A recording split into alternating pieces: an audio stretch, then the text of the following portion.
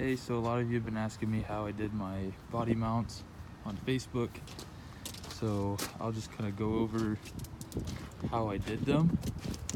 I'll start from the back, work forward. Hopefully you guys can hear me okay. It's not too windy, but I know how sometimes these videos can get when there's wind out. Info on the Camaro to 79, original Z28. Sitting on a 76 Jimmy frame with the drive line and everything. So starting from the back, and to start out, this is not going to stay. There'll be a fuel cell in the trunk. The frames on these Blazers and Jimmys, hopefully you can see this. The frames, they dip down right there. So you'll have to build a plate that comes flat and comes down just to kind of support it. I got these bushings on eBay. I can get the part number, I'll put them in the comments. And then I used a lift block right here to make up for the difference that I needed. It's 1.5 inches. See, and then I'm eventually gonna cut these about right here probably. And this is not staying, nor is this one. They're both not gonna stay. They were just there to hold it. So yeah, these will be cut off. Both sides, it'll get cut off. Move on. This is the midsection mount on the Jimmy or K5 Blazer, whatever you have. You can see the frame is not flat, so you have to do this at an angle. I can't remember the exact angle I did. Same bushings right there, but it's square tubing, 2-inch square tubing. I believe it was 1/4 inch wall thickness. Both sides were the same. And then you got to make that flat bracket there. The floors on this thing were shot. There was no bringing it back to stock. It's kind of sad. Let's see, moving on. Then there's the mount here. This is the original mount right there, original bolt for the subframe that was underneath the Camaro. Next to it there is a hole. It's more like an oval. Bolt can go right through that. I believe it's called C-channel steel, and then another piece of flat. Don't mind the hole. The bolt broke. I used the wrong bolt. These are all gonna get replaced. They were just there to hold it. Another 1.5 inch block in there. Hopefully you can see that pretty well. Same bushing as I have everywhere else. And if you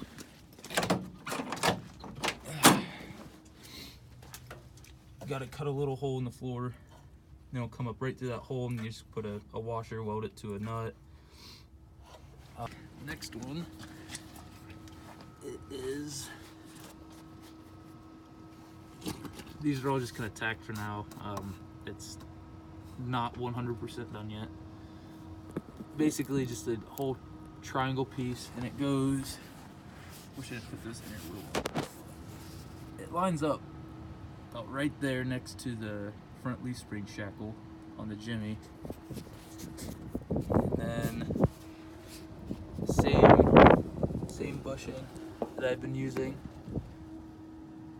And then that goes up onto the Camaro where the original mount was on the subframe.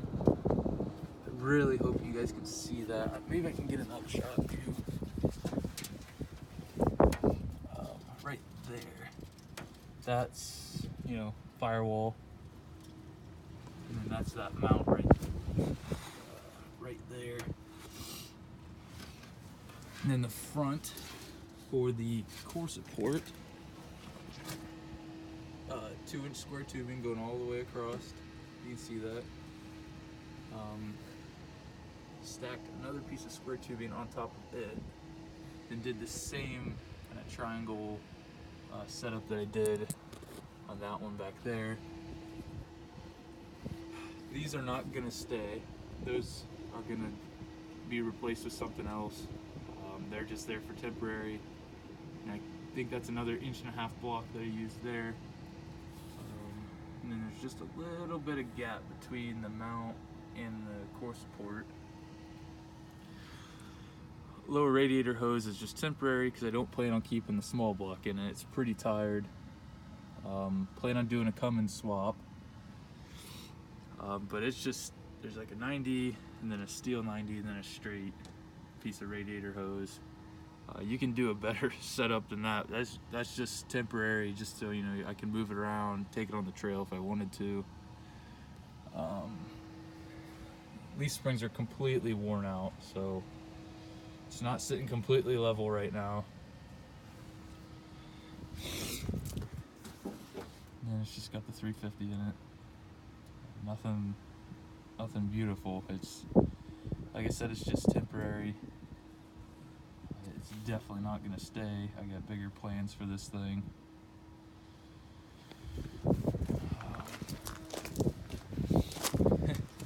And that is not staying. This is just, that's the coolant reservoir for now, just in case there's any overflow.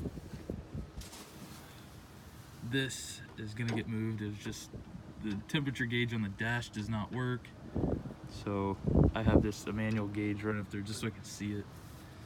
Still got to work out the cruise control. That's gonna be a pain, but I might not even worry about it because it's, you know, for the trail. And the brake lines you have to do pretty much custom, unless the brake lines are good on the Jimmy. This is just the setup I did.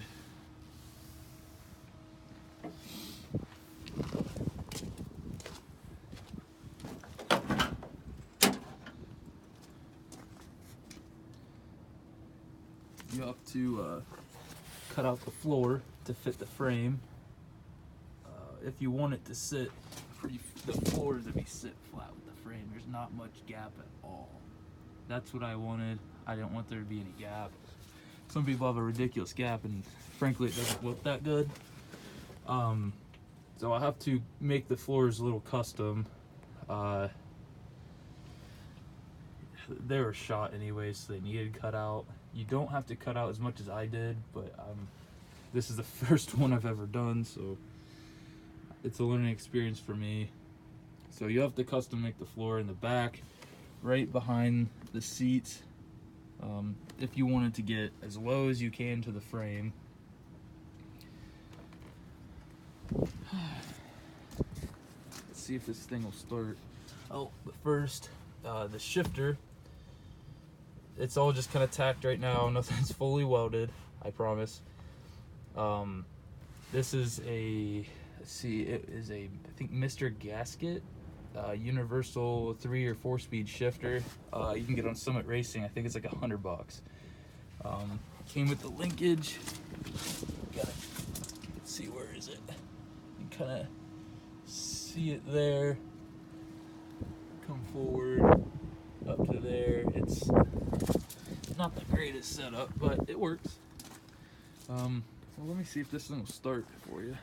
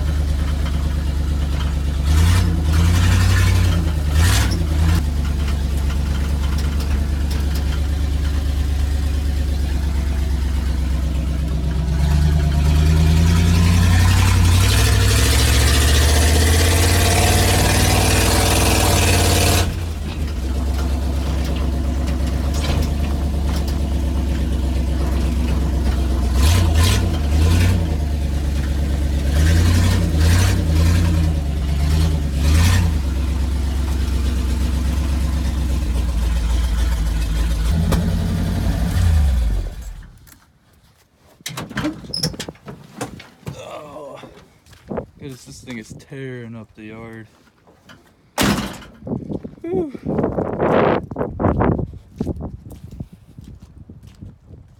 Oh, hope you enjoyed. Thanks.